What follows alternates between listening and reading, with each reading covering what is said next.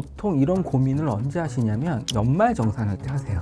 당연하죠. 근데 사실은 연말 정산이라는 거 아까 제가 말씀드렸지만 2024년 1월부터 12월까지에 대해서 2025년 그 다음 연도 1월, 2월에 연말 정산하니까 이때 고민을 하면 사실은 과거는 결정돼 있잖아요. 그러니까 내가 뭘 고민한다고 세금이 줄어드는 게 아니에요. 내가 놓치고 있는 게 없는지에 대한 고민이 맞을 것 같고요. 금년도 세금을 절대하겠다고 하면은 당장 뭔가 액션을 해야 되거든요.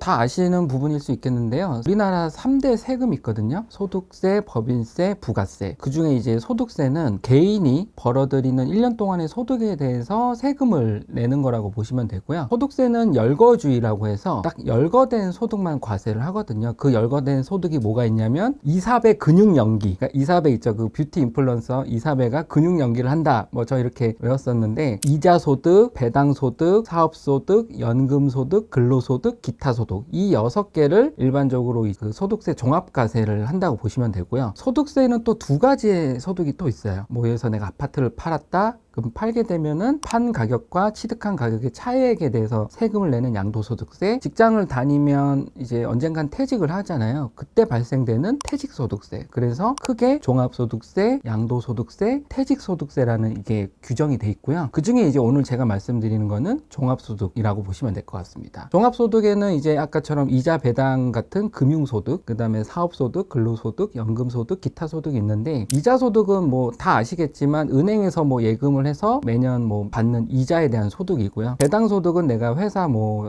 비상장 주식이나 상장 주식의 주주야. 그럼 이제 배당이 나올 수 있거든요. 그거에 따른 소득이 배당소득세. 사업소득은 예를 들어서 뭐 제가 사무실을 오픈했다. 아니면 장사를 한다. 이 관련된 세금을 따로 매기는 게 사업소득세. 근로소득은 지금 이 영상을 보시는 대부분의 직장인들이 내는 이제 회사에 다니면서 내는 근로소득. 그 다음에 이제 기타소득은 어떤 게 있냐면 로또에 당첨됐다든지 지나가다가 돈이 떨어져서 이걸 주었다. 이게 일시적으로 이제 봐서 이것도 소득세로 매기거든요. 이제 이런 소득들을 이제 기타 소득이라고 하고요. 마지막으로 연금 소득은 퇴직을 해서 뭐 60세 이후나 이때 연금이 개시될 때 내는 세금이 연금 소득입니다. 조금 더 부연 설명을 해드리자면 예를 들어서 제가 이제 강의를 해서 돈을 번다고 가정을 해볼게요. 그러면 사업소득하고 근로소득하고 기타소득으로 조금 구분해 볼 수 있거든요. 제가 대학교에 속한 교수야. 그럼 대학교에 고용이 돼 있다고 만약에 이런 형태가 돼 있다면 이런 건 이제 대학교 내에서 강의를 하면 근로소득. 근데 같은 강의를 학회나 월급쟁이 부자들이 와서 강의를 해. 그래서 출연료를 준다. 이런 거 이제 일시적으로 제가 강의를 하는 거기 때문에 이런 건 기타소득. 같은 강의를 하는데 보니까 강의가 재밌어. 그래서 이걸 내가 사업자를 내고 지속적으로 반복적으로 계속해서 막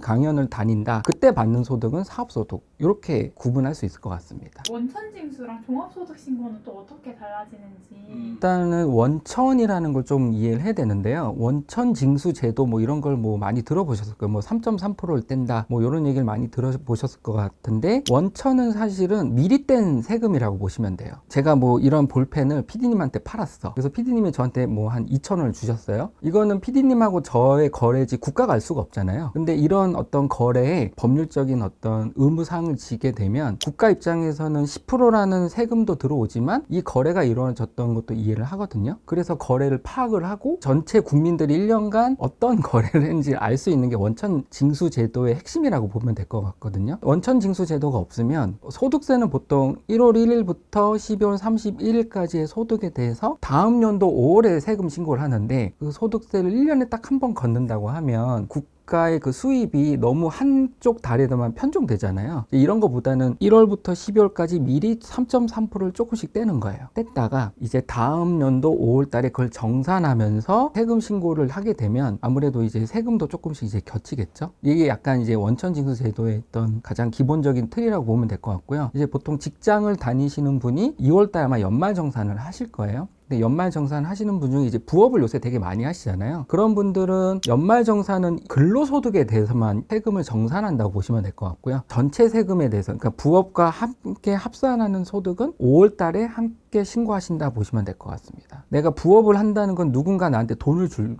거잖아요. 만약에 그 관계 자체가 고용이다 하면은 그건 이제 근로소득일 텐데, 그게 아니라 일시적으로 또는 지속 방법적으로 꽤 알바를 한다든지 어디 뭐 상하차 업무를 한다든지 이런 거를 한다고 하면은 그쪽에서 3.3%를 떼고 주거든요. 그럼 이미 그 사실이 국가에 신고가 돼 있어요. 그리고 그 3.3%도 납부가 돼 있죠. 그러니까 사실은 어떻게 보면 국가가 그런 기록들을 모아서 다음 연도 5월 달에 해당 소득세 안내문을 보내드려요. 그 납세자한테. 그러니까 A님은 근로소득도 이만큼 있고요. 그다음 부업으로 뭐 이러한 곳에서 이 정도 소득이 있으니까 요거를 합산해서 5월 달에 신고하세요라는 안내문을 보냅니다. 그러니까 사실 그 안내문에는 이미 그 나에 대한 어떤 소득 정보가 담겨 있는 거죠. 숨길 수가 없죠. 이건 감기 같습니다.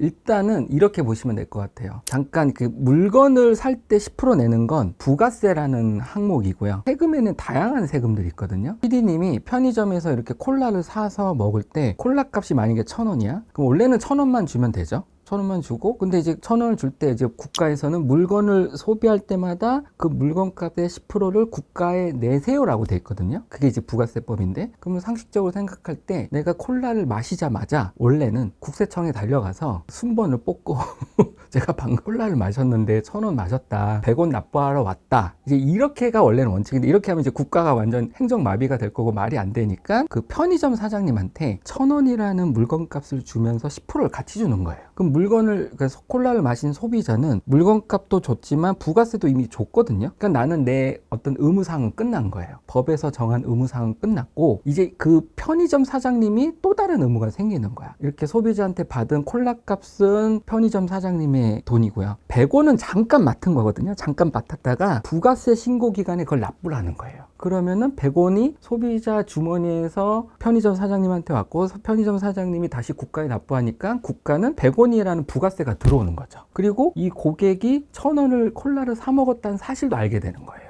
이렇게 거래가 확보가 되는 거죠. 그러니까 방금 말씀하셨다시피 사실은 우리는 물건을 소비할 때마다 부가세를 다 부담을 하고 있고, 그게 다 국가로 들어간다. 그거는 정산의 개념은 아니고, 지금 말씀하신 이제 근로, 내가 열심히 회사를 다니면서 번 소득에 대해서 왜 연말 정산을 하느냐 보면은, 만약에 연말 정산 제도가 없다고 그냥 생각을 해볼게요. 매년 1월부터 12월까지 받은 총 급여에 내가 매년 5월 달에 사실은 소득세 신고를 해야 돼요. 근데 국민의 대부분이 사실 직장인일 테니까 5월 달에 몰려서 신고하면은 너무 복잡하니 연말에 정산한다는 개념이거든요. 직장인들만 따로 쫙 모아가지고 그분들만 정산을 하는 거예요. 정확히 얘기하면 연말 정산은 소득세 신고예요. 근데 왜 정산이라고 하냐면, 급여를 받을 때 세금을 조금씩 떼거든요. 아마 급여 명세서를 보면 소득세 얼마, 지방세 얼마를 떼는 항목이 있어요. 한번 그 명세서 한번 보세요. 그 세금을 국가가 미리 뗐어요. 뗐다가 연말 정산할 때 이제 1년치를 가지고 이 사람의 소득세를 다시 계산해 보는 거예요. 계산을 해봤더니 100을 내야 돼요, 이 사람은. 근데 미리미리 뗐던 세금이 30이야. 그럼 70이 부족하잖아요. 그럼 70을 더 내라고 하는 거예요. 그러니까 다음 달 급여에서 70을 더 납부하게끔 하는 거고, 만약에 계산했는데 딱 100이에요. 근데 그동안 이렇게 저렇게 급여에서 떼간 금액이 140이야. 그럼 난 40을 더 낸 거잖아요. 그럼 40을 환급받는 거예요. 그래서 연말 정산은 만약에 안 한다고 하면은 어차피 5월 달에 신고해야 되고요. 그래서 제도상 그런 게 있고, 정산에서는 이제 추가 납부가 있고, 환급이 있다. 이제 이렇게 이해하시면 될 것 같습니다. 사실 뭐 제가 지금 이제 49인데, 뭐 옛날에는 이게 뭐 그게 노란 봉투 해가지고 전산이 많이 발달이 안 돼 있으니까 연말 정산의 항목들을 스스로 챙겼어야 됐어요. 근데 다 아시겠지만 이제 홈택스에 가면 이제 연말 정산 PDF로 다 다운받을 수 있잖아요. 그래서 웬만한 내가 쓰는 항목들이나 이런 거 있어서 그런 PDF에 다 담겨져 있기 때문에 사실은 뭘 놓치거나 이런 게 없어요. 다만 예를 들어서 월세를 산다든지, 아니면 뭐 내가 연금저축을 가입을 한다든지, 안경을 구입했다든지, 이런 것들은 아직 전산화로 연말정산 PDF에 그 자료가 들어오지 않는다면 그런 것들은 꼼꼼히 챙기시는 게 중요한 것 같습니다. 사실은 연말정산이라는 그걸 어떻게 줄이냐라는 거는 사실은 그렇게 한계가 좀 있어요. 예를 들어서 신용카드를 많이 쓰면, 또는 뭐 현금 영수증을 많이 쓰거나 정통시장에 가서 쓰게 되면 환급을 많이 해준다더라, 이제 이런 얘기는 다 아시잖아요. 그러면 사실 만약에 세금만 생각을 하면 그냥 모든 번 돈을 다 쓰시면 돼요. 근데 그건 또 올바른 어떤 경제활동은 아니잖아요. 만약에 만약에 세금만 얘기를 하신다면 그렇게 항목을 좀 정확하게 많이 쓰시는 게 좋은데 그건 또 올바른 해결책이 아니니 그냥 원래 쓰시던 거에 있어서 내가 놓치는 부분이 없을까에 대한 고민을 하시는 게 좀 맞다고 보고요. 그리고 이제 또 아셔야 되는 게 소득공제가 있고 세액공제가 있어요. 예를 들어서 우리가 급여가 만약에 1억이라고 칠게요. 그걸 총급여액이라고 하거든요. 거기에 기본적으로 빼주는 근로소득공제가 있어요. 그리고 뭐 그걸 빼주면 예를 들어서 그게 뭐 8천만 원이 나왔다. 한 2천만 원 그냥 빼주는 거거든요. 그 8천만 원에 기본공제 뭐 이런 여러 가지 공제들을 넣으면 과세 표준이 나와요. 그리고 그 과세 표준에서 세율을 곱하면 세금이 나오거든요. 그리고 그 세금에서 빼주는 게 있어요. 과세 표준에서 그 소득세율을 곱해서 세금이 나오는데 과세 표준까지 오기 전에 빼주는 걸 소득공제라고 하고요. 세금이 나와서 빼주는 걸 세액공제라 그래요. 공제는 이제 빼준다는 건데 공제는 똑같은데 소득공제냐 세액공제냐 차이가 있는 거죠. 근데 얘는 좀 성격이 달라요. 소득공제를 만약에 내가 100을 소득공제를 받으면요. 이 사람의 만약에 세율이 45%다? 그럼 이 사람은 100의 45%인 45만큼 세금이 주는 거예요. 세액공제 100이다라고 하면요. 100 전부가 세금을 빼는 거예요. 이해하셨죠? 그러니까 과세표준 위에서 빼는 거는 나의 세율, 납부하는 세율에 따라서 그 혜택이 좀 작아질 수도 있고 커질 수도 있고요. 세액공제는 그냥 그 금액 그대로 혜택이 돌아오는 거죠. 요 차이를 좀 이해하시면서 연말정산 준비하면 좋긴 한데 대부분 다 어느 정도 다 이해를 하고 계실 거라서 아까 제가 처음에 말씀드린 것처럼 한계는 있으나 웬만한 홈택스에 나오는 건 그대로 하시고 추가적으로 챙겨야 되는 건 뭐 월세액 세액공제라든가 뭐 이런 것들을 좀 챙겨 두시면 나쁘진 않을 것 같습니다. 보통 이런 고민을 언제 하시냐면 연말정산할 때 하세요. 당연하죠. 근데 사실은 연말정산이라는 거 아까 제가 말씀드렸지만 2024년 1월부터 12월까지에 대해서 2025년 그 다음 연도 1월, 2월에 연말정산하니까 이때 고민을 하면 사실은 과거는 결정돼 있잖아요. 그러니까 내가 뭘 고민한다고 세금이 줄어드는 게 아니야. 이때 고민은 사실은 내가 놓치고 있는 게 없는지에 대한 고민이 맞을 것 같고요. 금년도 세금을 내년도에 내기 때문에 금년도 세금을 절세하겠다고 하면은 당장 뭔가 액션을 해야 되거든요. 근데 아까 제가 말씀드렸다시피 뭐 신용카드를 더 쓴다든지 아니면 현금 영수증 더 쓴다든지 이런 것도 있겠지만 세제적 혜택이 있는 금융상품, 뭐 연금저축이라든가 ISA, 뭐 이런 IRP나 이제 이런 것들에 대한 혜택적인 거를 가입을 하거나 그 한도만큼 더 증액을 한다든지 이런 고민을 해볼 수가 있겠죠. 하지만 이것도 결국은 생각을 해보시면 세금 혜택도 있겠지만 연금저축이라는 결국은 나중에 연금을 받기 위한 어떤 의사결정이기 때문에 장기적 플랜이거든요. 함께 하셔야 된다.